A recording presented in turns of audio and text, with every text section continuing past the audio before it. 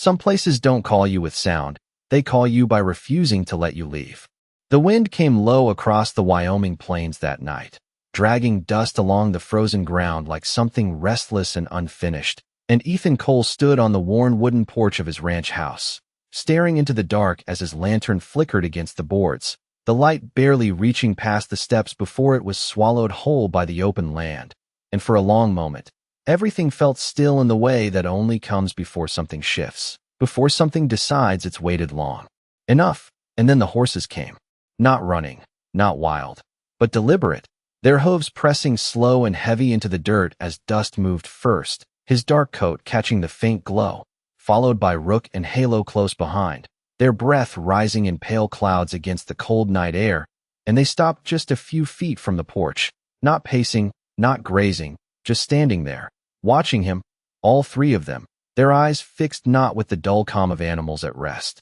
but with something sharper, something that made Ethan's hand tighten around the lantern handle without him realizing it, and he stepped down onto the first creaking stair, boots scraping against the wood as he frowned, glancing past them toward the open stretch of land beyond. But the horses didn't move aside, didn't even flick an ear toward him. They only turned, slowly, as one, their heads angling toward the north edge of the property where the fence line bent toward a stretch of trees that hadn't been touched in over a decade, a place most folks around here stopped mentioning years ago. And Ethan felt it then, not fear exactly, but a pull, something quiet and insistent settling deep in his chest, the same way a memory comes back without asking. And he shook it off, muttering under his breath as he stepped closer, "All right now. That's enough." But Dust shifted forward, just one step, blocking him again, and Rook followed, then Halo, their bodies forming a line between Ethan and the rest of his land, and the lantern light caught their eyes just right, reflecting back in a way that made them look almost knowing, and the wind pressed harder against Ethan's coat, slipping through the seams as he exhaled slowly, trying to steady himself. But the feeling didn't leave. It only grew, stretching into the silence between him and the three animals that refused to move. And then, without warning, Dust turned and started walking, not toward the barn, not toward the water trough, but straight toward the northern fence, and the others followed without hesitation, their hooves falling into a steady rhythm that echoed across the dirt like a quiet drumbeat. And Ethan stood there, watching them go, the lantern trembling slightly in his grip, because they didn't look back. Not once. They just kept moving as if they already knew he would follow. And somewhere beyond that dark line of trees, where the land dipped and the wind always seemed colder, something waited, something buried long before Ethan ever set foot on this ranch, something that had been silent for years, until tonight, until three horses decided it was time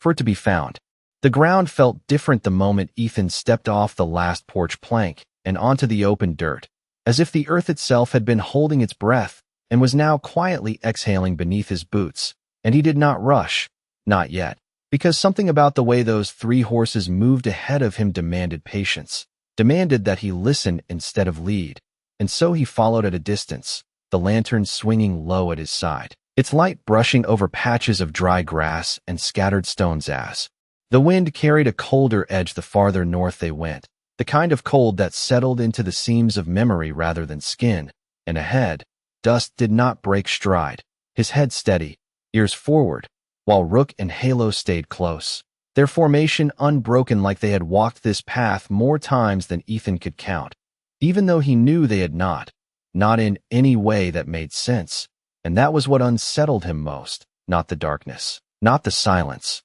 but the certainty in their steps. The way they did not hesitate even as the fence line came into view, the old wooden posts leaning at angles worn down by years of wind and neglect, marking the edge of a part of the ranch Ethan had not crossed since he was a boy, and he slowed without meaning to, his boots dragging slightly as the memories pressed closer, faint at first, like distant thunder, then sharper, clearer, the echo of a voice telling him to stay away, to leave that land untouched, his father's voice, low and final, carrying a weight that had never needed explanation. And Ethan stopped just short of the fence, his breath steady but his chest tight, watching as Dust reached the gate, a simple chain latch rusted from disuse. And instead of turning back, The horse nudged it once with his nose, then again, the metal giving a soft, hollow clink that sounded too loud in the quiet night. And Rook stepped in beside him, pressing his shoulder against the wood,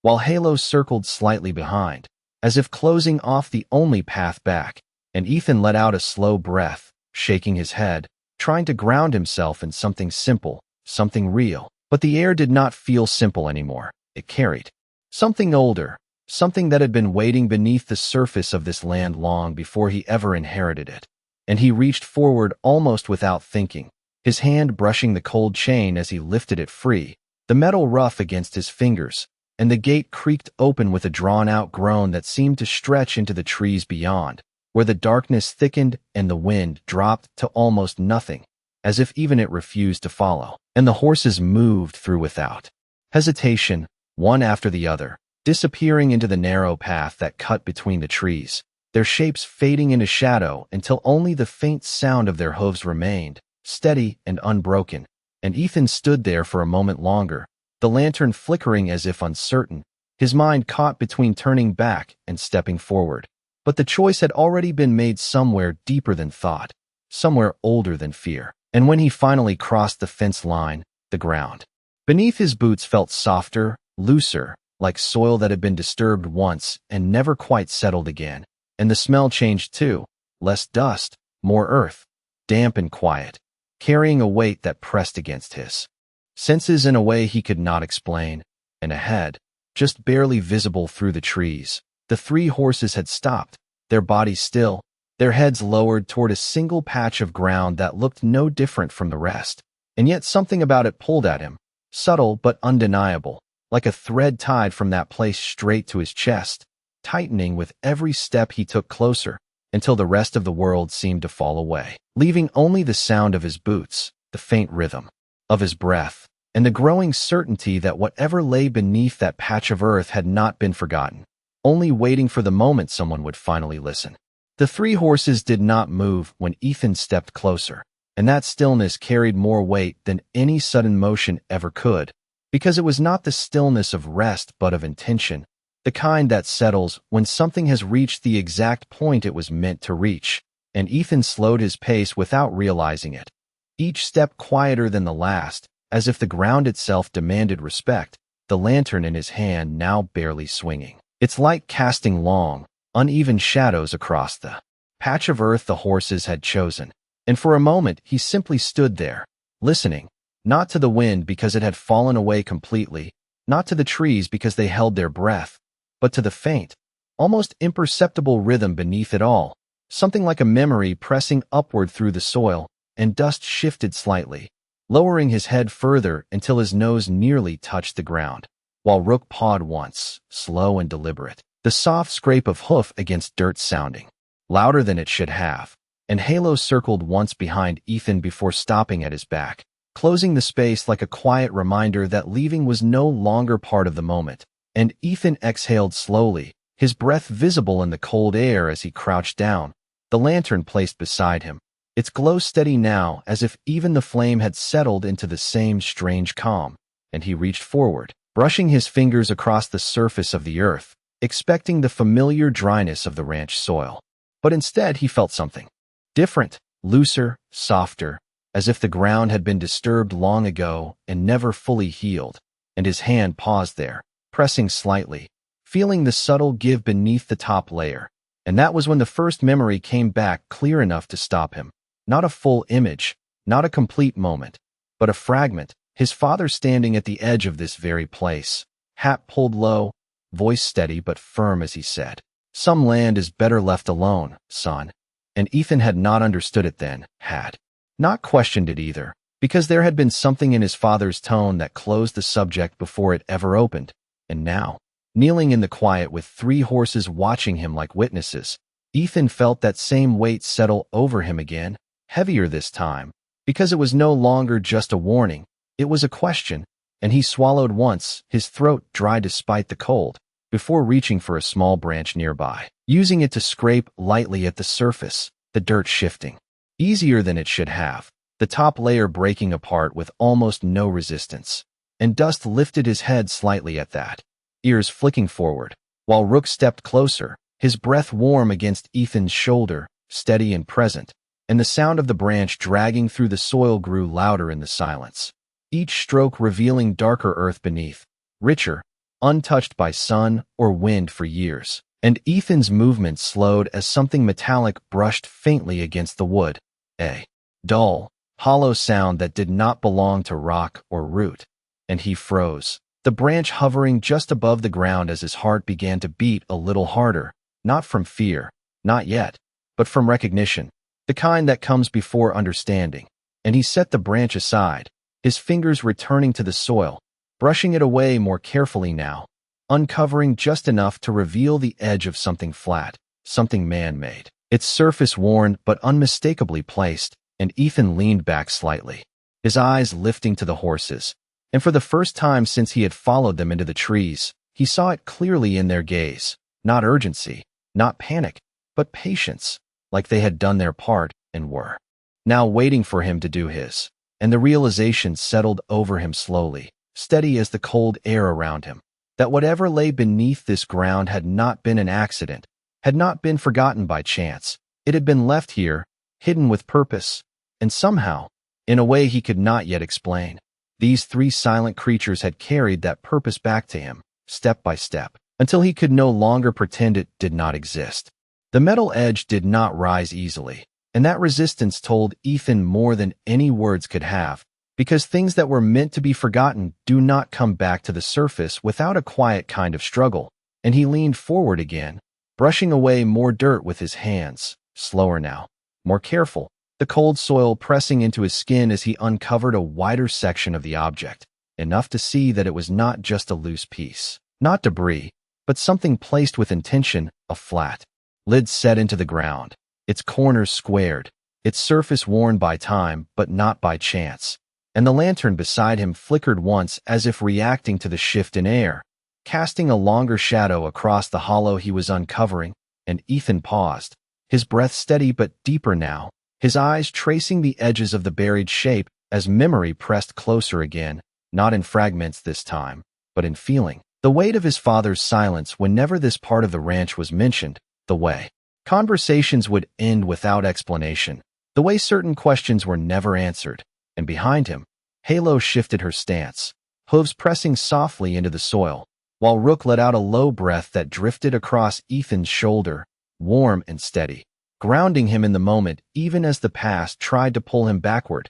and Dust stepped closer to the edge of the shallow pit, lowering his head again, his nose hovering just inches above the exposed metal, as if confirming something only he could sense, and Ethan swallowed once, his hand moving along the edge until his fingers found a small indentation, a place where the metal curved slightly inward, enough to grip, and he hesitated there, not out of fear, but out of understanding, because whatever this was, whatever lay beneath it, had been sealed for a reason, not lost, not forgotten, but hidden, and once opened, it would not return to silence, and the night around him seemed to lean in, the trees standing motionless, the air holding steady, as if the land itself was waiting for the same thing, and Ethan tightened his grip, the cold metal biting into his palm as he pulled upward, the lid resisting at first before giving way with a dull, heavy shift, the sound low and contained, but enough to echo through the stillness, and as it lifted,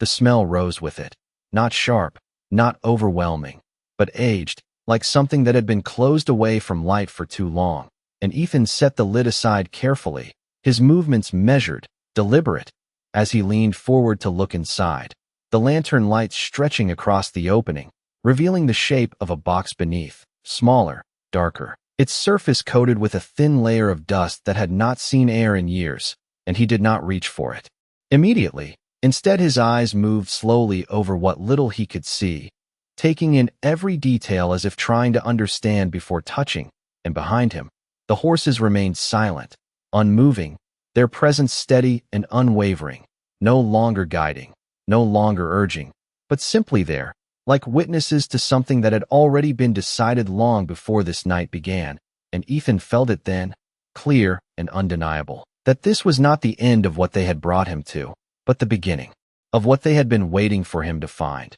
And with a slow breath, he reached into the opening, his hand hovering just above the surface of the box, knowing that whatever truth rested beneath his fingers had been waiting not just in the ground, but in the quiet spaces of his life. For the moment, he would finally be ready to uncover it. His fingers hovered just above the surface of the smaller box, and for a moment Ethan did nothing, his hand suspended in the lantern light, as if time itself had slowed to give him one last chance to turn back. But the feeling that had brought him here did not loosen its grip. It settled deeper, steadier, until hesitation no longer felt like caution but like avoidance. And slowly, with a breath that carried more weight than sound, he lowered his hand and brushed away the thin layer of dust that coated the top, revealing a dark metal surface beneath, worn but intact, its edges clean in a way that spoke of careful placement rather than abandonment. And his fingers traced along the lid until they found the seam, narrow and precise, and when he pressed gently, it shifted just enough to tell him it would open, that whatever had been sealed away here had not been locked to stay hidden forever, only long enough. And Ethan paused again, his eyes lifting instinctively toward the three horses, but they did not move, did not react. They simply stood there in the quiet, their presence calm and certain, as if they had already accepted whatever would come next. And that was enough. Enough to steady his hand as he lifted the lid slowly. The faint scrape of metal against metal breaking the silence in a low, controlled sound that seemed to carry farther than it should. And inside, the darkness gave way to shapes, not random, not scattered, but arranged, placed with intention. And the first thing he noticed was the leather, aged but preserved. A small journal resting at the top, its cover cracked at the edges but still whole. The kind of thing a man carries not for show, but for keeping track of what matters. And Ethan's breath caught slightly as he reached for it, lifting it carefully from the box. The weight of it familiar in a way that made no sense until it did, until the memory connected. His father sitting at the kitchen table late at night, writing in something just like this, the scratch of pen against paper carrying through the quiet house, while Ethan pretended to sleep. And he swallowed as he turned the journal over in his hands, his thumb brushing across the worn leather before opening it. The pages inside yellowed but intact, filled with neat, steady handwriting that had not faded with time, and he did not read every word. Not yet, but his eyes caught pieces, dates, locations, notes written with purpose, and then something else, something that made his chest tighten without warning, a symbol drawn in the margin, simple but unmistakable, one he had seen before, carved into an old fence post years ago near this same stretch of land. A mark he had never understood and had eventually stopped thinking about, until now. And he turned another page, then another, each one pulling him deeper into something that felt less like discovery and more like being led back to a truth he had always been standing near without realizing it. And beneath the journal, partially hidden, lay another object, smaller, metallic, catching the edge of the lantern light just enough to draw his attention. And Ethan closed the journal slowly, placing it beside him before reaching down again, his fingers brushing against the cool surface of the second item as the air around him seemed to shift once more, the quiet deepening, the night pressing closer, and somewhere behind him, dust let out a low, steady breath, not a warning, not a signal, just a presence, as if reminding him that he was not alone in this moment, that whatever he was uncovering had been waiting not just for him, but with him, all along. The metal object felt colder than the air around it, and heavier than its size suggested, as Ethan lifted it slowly from the box, turning it just enough for the lantern light to settle across its surface, revealing a small, weathered badge, its edges dulled by time, but its shape still clear, a star pressed into metal, and at its center, faint but readable, the word sheriff, and beneath it, a name that made his breath stop without warning, Cole. And for a long moment he did not move, his hand frozen in place as the weight of that single word settled deeper than anything he had uncovered so far. Because it was not just a name, it was his name, his family's name, tied to something he had never been told, something that had never been spoken out loud. And the quiet around him seemed to shift again, not louder, not sharper, but heavier, as if the land itself recognized what had just been brought back into the light. And Ethan lowered the badge slightly, his eyes tracing the worn letters. Again as memory pushed forward, clearer now, stronger, his father standing by the window late at night, staring out toward the north field, the same direction Ethan now faced, his expression distant, burdened, like a man carrying something he could not set down. And Ethan had asked once, years ago, why they never went out there, why that part of the land stayed untouched, and his father had only shaken his head, saying, "Some things are not ours to uncover." And at the time it had sounded like a warning, but now it felt like something else, something closer to regret. And Ethan exhaled slowly, his chest tightening as he lowered the badge into his other hand and reached back toward the box, his fingers brushing against the remaining contents until they found a folded piece of paper tucked beneath where the journal had rested. And he pulled it free carefully, the edges stiff but intact, unfolding it just enough to see that it was not a letter in the usual sense, but a document, a map of sorts, sketched in pen, the lines simple but precise, marking out sections of the ranch, including the very spot where he now knelt, and beside it, written in the same steady handwriting as the journal, were notes, short, direct, as if meant to guide rather than explain, and one line stood out immediately, darker than the rest, pressed harder into the paper as if written with certainty that would not fade.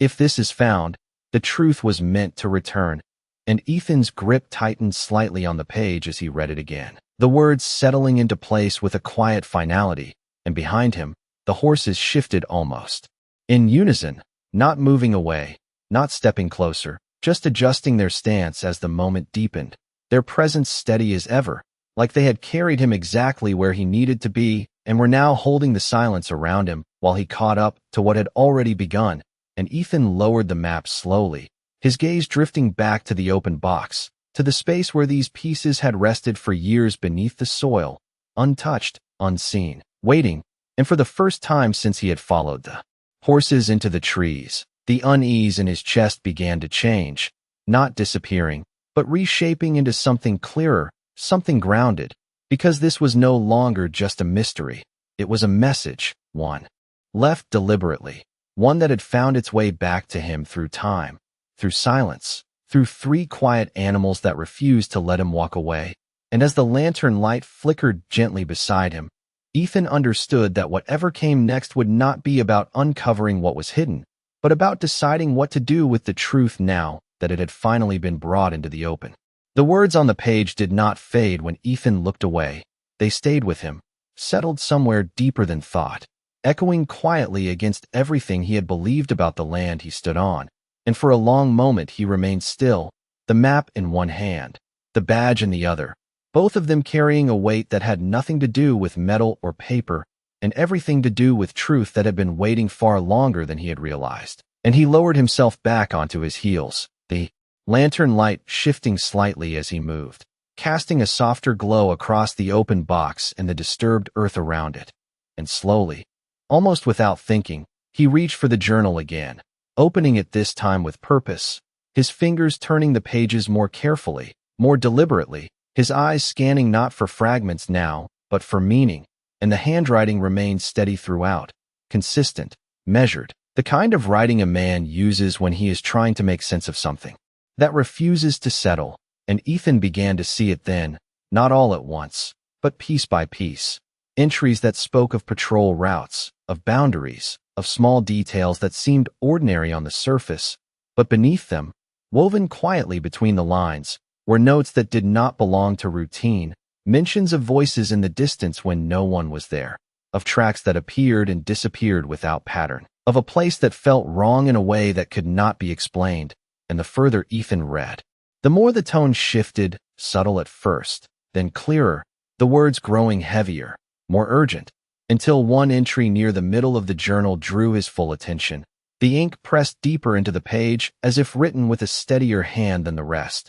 "There is something here that does not want to be found, but it does not want to stay buried either." And Ethan's breath slowed as he read it again, the words settling into him in a way that felt less like information and more like recognition. And he turned the page, his fingers steady now, and found another entry, shorter, simpler. "If I do not return, this is where it ends, but not where it began." And the sentence lingered there, unfinished in its explanation but complete in its meaning. And Ethan closed the journal slowly, the sound of the cover, meeting itself soft but final, and he sat there in the quiet, the weight of everything pressing in without overwhelming him. Because something had changed, something inside him had shifted from uncertainty to understanding, not complete, not fully formed, but enough to see that his father had not hidden this to keep it lost. He had hidden it to keep it safe until the right moment, until the right person. And Ethan's gaze lifted from the journal to the ground around him, to the trees, to the silent shapes of the horses standing just beyond the lantern's reach. And for the first time since the night began, he saw them differently, not just as animals that had led him here, but as something more, something that had carried a purpose without needing to understand it. And Dust stepped forward slightly, his movement quiet but intentional, closing the distance just enough that Ethan could feel the warmth of his breath again, steady and calm. And Ethan reached out without hesitation, his hand resting lightly against the horse's neck, feeling the strength beneath the surface, the quiet presence that had guided him without force. And he exhaled slowly, his shoulders lowering as the tension that had followed him from the house began to ease, replaced by something steadier, something grounded. And he looked back down at the open box, at the journal, the badge, the map, all of it laid out before him not as scattered pieces, but as parts of a single story that had finally come back into the light. And in that moment, Ethan understood that this was no longer about what had been hidden beneath the ground. It was about what had been left unfinished, and the responsibility that now rested in his hands to see it through, not with fear, not with doubt, but with the same quiet certainty that had brought him here step by step, guided by 3 silent companions who had never once needed words to show him the way. The night did not feel as heavy anymore, but it was no less deep. And as Ethan gathered the journal, the badge, and the folded map into his hands, he felt the weight of them settle into something steadier than confusion, something closer to direction. And he rose slowly from the disturbed ground, brushing the loose dirt from his jeans as the lantern light shifted upward with him, casting longer shadows against the trees that now seemed less like barriers and more like witnesses to what had just been uncovered. And for a moment he stood there, looking down at the open space where the box had rested, the hollow in the earth quiet and still again, as if its purpose had been fulfilled. And he did not rush to cover it, not yet, because leaving it open felt like an acknowledgement, like a mark that something hidden had finally been allowed to breathe. And behind him, the horses remained where they had been, their forms steady in the dim light, their presence unchanged. And yet Ethan could feel the difference, the subtle shift in the air between them, the way the tension that had guided them here had eased into something calmer, something complete. And Dust turned his head slightly, his gaze drifting past Ethan toward the south, back in the direction of the ranch house. And Rook followed. Then Halo, their bodies angling just enough to show that the path forward was no longer into the trees, but away from them. And Ethan noticed it immediately, the quiet signal, the absence of urgency. And he exhaled slowly, nodding once to himself as he stepped back from the pit, the lantern swinging gently at his side as he adjusted his grip on the items he now carried.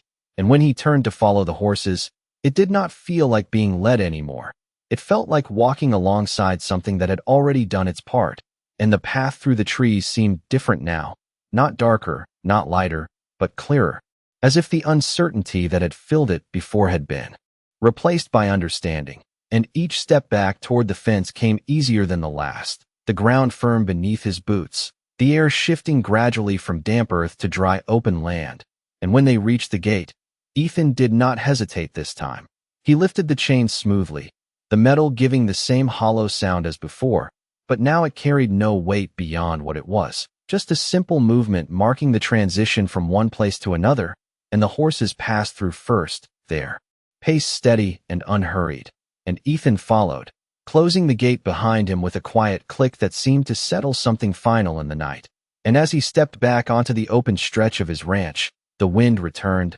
soft at first, then stronger, carrying with it the familiar scent of dust and dry grass, grounding him in the present even as his hands held pieces of the past. And the porch light in the distance flickered faintly, a small, steady point against the wide darkness. And Ethan walked toward it without looking back, not because he was leaving something behind, but because he understood now that nothing had been lost, only hidden until it was time to be found. and as he moved forward, the horses spread out slightly around him, no longer forming a line, no longer guiding, just present, their quiet footsteps matching his own. And for the first time since the night began, Ethan felt something settle fully into place. Not the end of a question, but the beginning of an answer, one that would not be uncovered in the ground again, but carried forward, step by step, into whatever came next. The house came into view slowly, its shape rising out of the dark like something familiar that had been waiting patiently for him to return.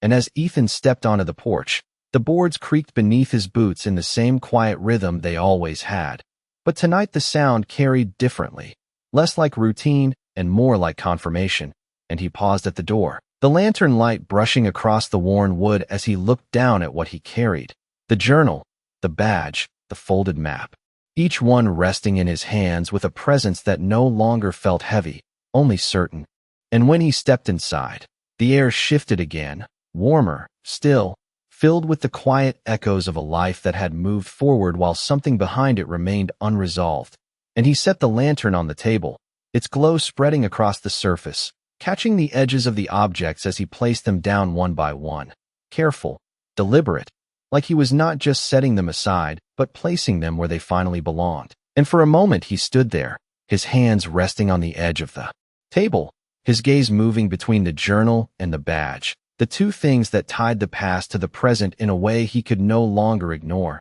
And he opened the journal again, turning to the last page, the one he had not yet read fully, and the handwriting there was steady, but softer somehow, as if written in a moment of clarity rather than urgency. And the words were simple, fewer than he expected, but they carried more weight than everything that came before. If you are reading this, then the land chose you the same way it chose me, not to carry what was buried, but to make sure it is not buried again. And Ethan read the line twice, then a third time, letting it settle fully before closing the journal slowly, his breath steady as something inside him finally aligned, not with questions, but with purpose. And he reached for the badge, turning it once more in his hand, the worn metal catching the light just enough to reflect a faint outline of his own face, older than he remembered it being, but clearer now, more certain. And he set it down beside the journal before unfolding the map again, smoothing it across the table, his eyes tracing the lines, the markings, the places that had once meant nothing but now formed a pattern he could not unsee. And it was not about one spot in the ground, not about one hidden box. It was about the whole of it, the land itself, the boundaries, the quiet places that had been watched, protected, and understood in a way that had never been spoken aloud. And Ethan straightened slowly, his shoulders settling as the realization completed itself that what his father had left behind was not just a secret, but a responsibility, one that had been